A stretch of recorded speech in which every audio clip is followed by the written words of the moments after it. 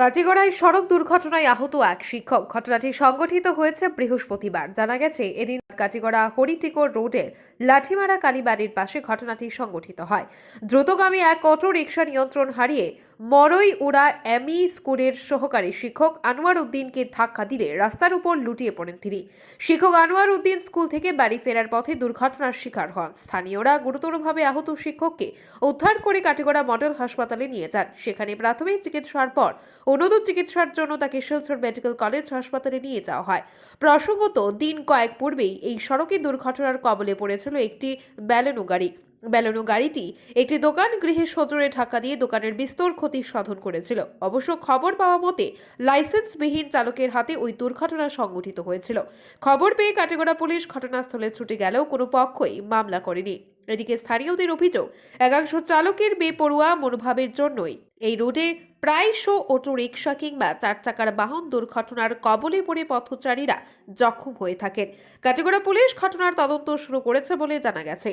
কাটিগড়ায় সড়ক দুর্ঘটনায় আহত এক শিক্ষক। ঘটনাটি সংঘটিত হয়েছে বৃহস্পতিবার। জানা গেছে, এদিন কাটিগড়া হরিটিকর রোডের লাঠিমারা কালীবাড়ির পাশে ঘটনাটি সংঘটিত হয়।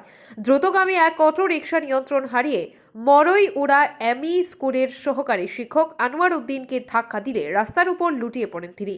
শিক্ষক আনোয়ার উদ্দিন স্কুল থেকে বাড়ি ফেরার পথে দুর্ঘটনার শিকার হন। স্থানীয়রা গুরুতরভাবে আহত শিক্ষককে উদ্ধার করে কাটিগড়া মডেল হাসপাতালে নিয়ে যান। সেখানে প্রাথমিক চিকিৎসার পর উন্নত চিকিৎসার জন্য তাকে শিলচর মেডিকেল কলেজ হাসপাতালে নিয়ে যাওয়া হয়। প্রসঙ্গত, দিন কয়েক পূর্বেই এই সড়কে দুর্ঘটনার কবলে পড়েছিল একটি ব্যালেনো গাড়ি। ব্যালেনো গাড়িটি একটি দোকান গৃহে সজোরে ধাক্কা দিয়ে দোকানের বিস্তর ক্ষতি সাধন করেছিল। অবশ্য খবর পাওয়া মতে লাইসেন্সবিহীন চালকের হাতে ওই দুর্ঘটনা সংঘটিত হয়েছিল। খবর পেয়ে কাটিগড়া পুলিশ ঘটনাস্থলে ছুটে গেলেও কোনো পক্ষই মামলা করেনি।